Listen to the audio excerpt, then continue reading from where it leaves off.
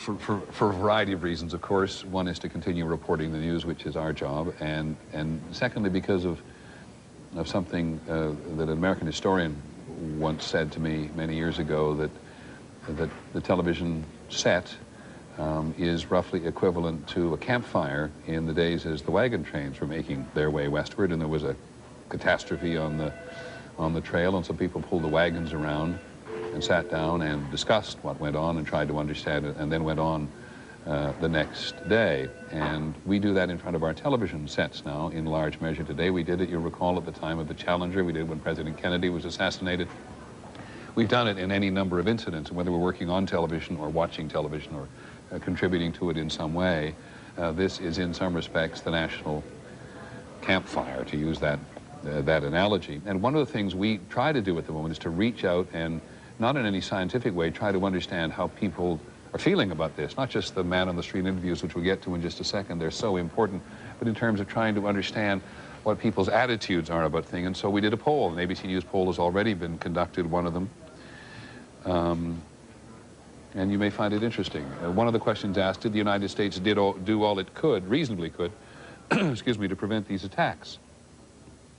And there's a split right down the middle. 43% say yes, and 44% say no.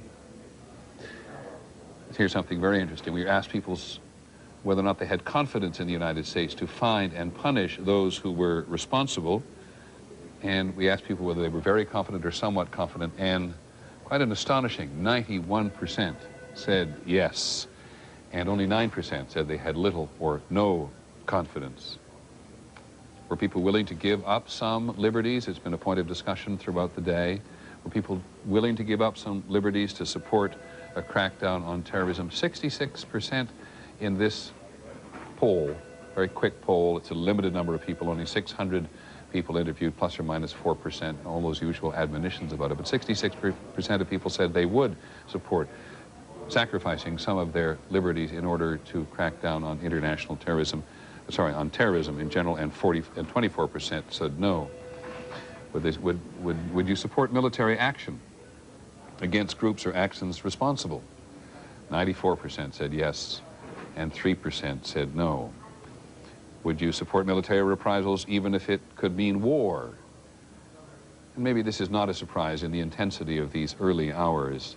86% said yes, and 7% said no.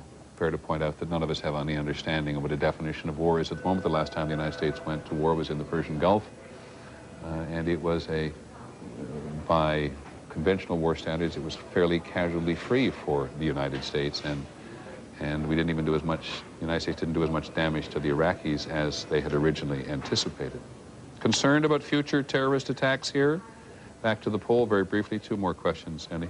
Concerned about future terrorist attacks here? 87% of the people we asked said yes. Seems like a sensible answer given what's happened today, and 12% said no. And worried? And this is where we've talked extensively today, or not extensively, but occasionally, about the effect on the national psychology. Are you worried, or someone, you or someone close to you, may be victimized? And 47% said yes, and 52% said no. So that's what we find in an early poll from our polling institute today, asking those very obvious questions in the wake of these attacks in New York and outside Washington today.